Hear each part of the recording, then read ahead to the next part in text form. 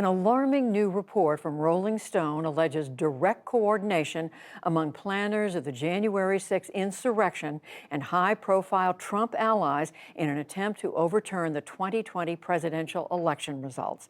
Yamiche Alcindor explains. The Rolling Stone article cites anonymous organizers who claim they coordinated with White House officials and Republican lawmakers multiple times in the weeks leading up to January 6th. I'm now joined by the author, Hunter Walker. Thanks so much, Hunter, for being here. Now, you were at the Capitol on January 6th. You also talked to two of these individuals who were involved in planning the events that happened on January 6th. What was the most important thing you learned about the former President Trump's his efforts to try to overturn the election that he lost, as well as his possible involvement in January 6th after talking to these individuals? I mean, I think the mere fact that these individuals who I confirmed were involved in planning and organizing the main rally on the Ellipse, as well as multiple of the protests against the election that happened in the weeks leading up to that day, I think the fact that they spoke to the press and the fact that they're communicating with the committee is pretty notable in and of itself, because it means that, with this aggressive investigation heating up, people are starting to turn and cooperate with the government here. And you're, of course, talking about the House Select Committee investigating the January 6th attack. And I want to ask you about the multiple lawmakers that you write about in your article. Who were the lawmakers talking to organizers, and what were they saying? So both of my sources said they participated in, quote unquote, dozens of briefings with Republican members of Congress and their staff. That included Marjorie Taylor Greene, Lauren Boebert, Paul Gosar, Mo Brooks, Madison Cawthorn, and Louis Gohmert. And we've already had some indications that these members were involved in the efforts to overturn the election. They spoke at the events at the Ellipse. They were billed as speakers at this wild protest. Gosar headlined a Stop the Steal rally in Arizona. But what they specifically described was these members sort of strategizing to help them pick state locations for protests that would target persuadable senators to join the objection. And they were also going back and forth trading, quote unquote, evidence of supposed election fraud. Obviously, any of that would have been baseless, but they described them as intimately involved in kind of plotting a grand show that day, both at the Ellipse and on the House floor.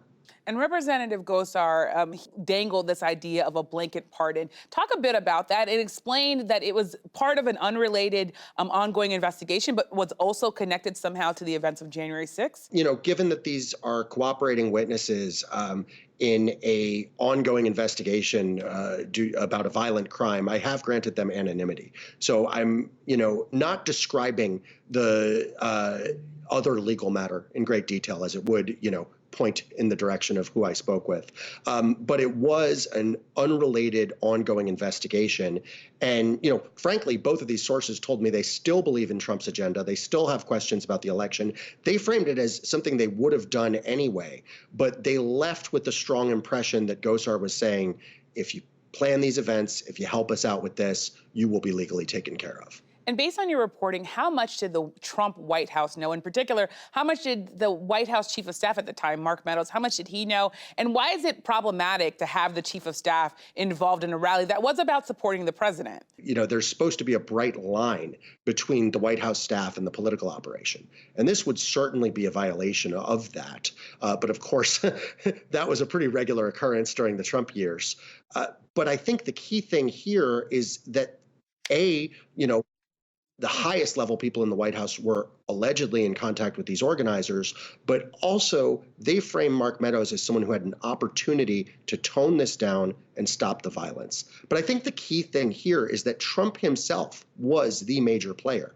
They framed the moment that the president said, let's march to the Capitol, sort of encouraged the crowd to march, as a key turning point where this went from the planned airing of objections to a charge toward the Capitol dome. There's a lot of reaction to your article. On one side, you have Democrats who are saying that this really proves that lawmakers were involved in sort of really creating danger for our democracy. On the other side, you have Republican lawmakers, some of them that are named in this article, saying this is all ridiculous reporting.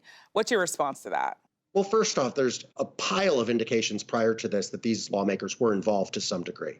Also, in addition to these two sources, in addition to the documentary evidence I obtained on my own, you have Nick Dyer, Marjorie Taylor Greene's spokesperson, while sort of trying to refute this, admitting that she was working on the objection. I also had an unnamed House staffer who I also granted anonymity to discuss these sensitive matters, who also seemed to confirm that there were some degree of planning meetings. So this isn't just two people. This isn't without evidence. And I think it's pretty clear, we may not know the exact specifics. This sort of presents one alleged theory, but members of Congress were involved in January 6th. Well, thank you so much, Hunter Walker. I appreciate you coming on. Thanks for having me.